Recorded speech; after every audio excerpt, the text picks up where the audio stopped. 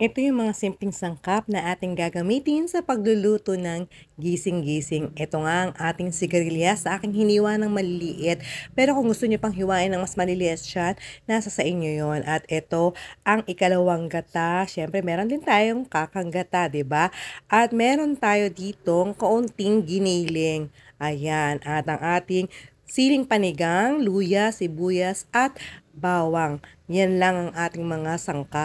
At sisimulan ko ng magisa dito sa ating pinainit na mantika. Ayan, una kung inilagay yung luya at ito, isusunod ko naman yung sibuyas na pula. Ating igisa-gisa lang yan hanggang sa maluto na yung ating sibuyas. At pagkatapos niyan, idadagdag ko naman itong bawang. Ayan, igigisa-gisa pa rin natin hanggang sa ating maamoy na ng gusto itong ating mga aromatics. Ayan, kita nyo naman, ang ganda ng ating pagkakagisa. At idadagdag ko na itong ating giniling yan. Medyo matigas kasi galing pa nga yan sa freezer pero na-defrost ko na ng kaunti. At ayan, hintayin lang natin. Ayan, medyo brown na itong ating giniling. At pagkatapos niyan, titimplahan ko siya ng asin. Ayan, asin lang munang ilalagay ko dito sa ating giniling. At ayan, igigisa-gisa lang natin hanggang sa talagang masangkot siya natin itong ating giniling. Hayaan ko muna sandali na talagang maluto ang ating giniling. Ayan. At pagkatapos niyan, atin namang ilalagay ang ating ikalawang gata. Ayan, pakukuluan na natin sa ikalawang gata. Nagtira pa ako ng kaunting ikalawang gata. Idadagdag natin yun mamaya doon sa ating paglalagay ng sigarilyas. Ito yung ating siling panigang. Ilalagay na natin dito sa ating ginisang giniling. Kung gusto niyo maglagay ng siling pula o yung tinatawag nating siling labuyo, pwede rin naman kasi nga magkaiba naman yung anghang na binibigay nitong ating sili. Pero ako kasi nga gusto ko ay ganitong siling green lang para naman talaga makakain pa rin naman ng mga bata. At kung gusto niyo pa rin ng mas mild pa, pwede niyo tanggalin yung mga buto para hindi masyadong maanghang na maanghang. Ayan. So, depende na sa inyo kung gaano kadaming sili ang gusto mong ilagay.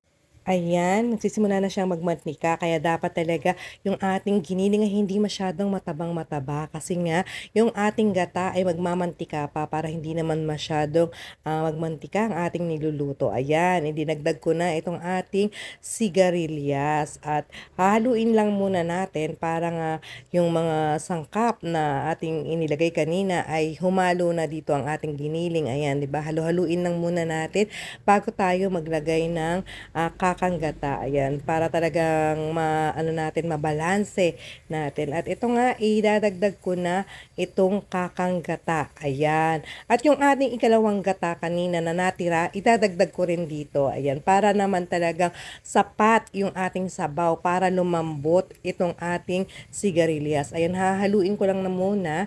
At pagkatapos, hahayaan ko lang itong kumulo ng kumulo. At iintayin nating lumambot itong ating sigarilyas. At yung sabaw niya ay kumonti na. Mapapansin natin mamaya na nagmamantika na rin ang sabaw niya. Ayan, nilagyan ko din ng konting patis. So, kung ano pang gusto nyong ilagay na pangpalasa, kayo na ang bahala. At eto na ang ating gising-gising luto na.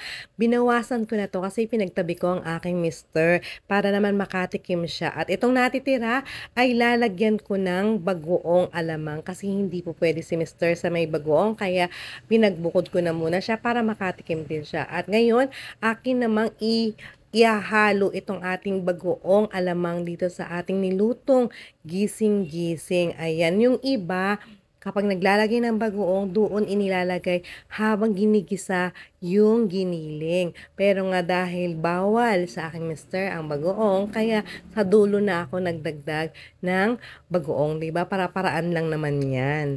Pero alalay lang din kayo sa paglalagay ng bagoong kung sakaling sa dulo nyo siya idadagdag. Kasi nga, diba, kanina naglagay na ako ng asin, naglagay din ako ng patis. Kaya, yan, akin ang tinansya yung paglalagay ng bagoong para naman hindi sumobrang alat itong ating nilutong gising-gising. Tandaan, ang lasa dapat nito ay talagang maanghang, hindi maalat, diba? Pangpadagdag lasa lang naman yung ating bagoong alamang. At kita nyo, ayan, luto na. Tapos na ang ating pagluluto nitong ating gising-gising at tingnan nyo naman, nagmamantika ang sabaw dahil doon sa gata at syempre nakadagdag din ng mantika yung taba ng ating giniling.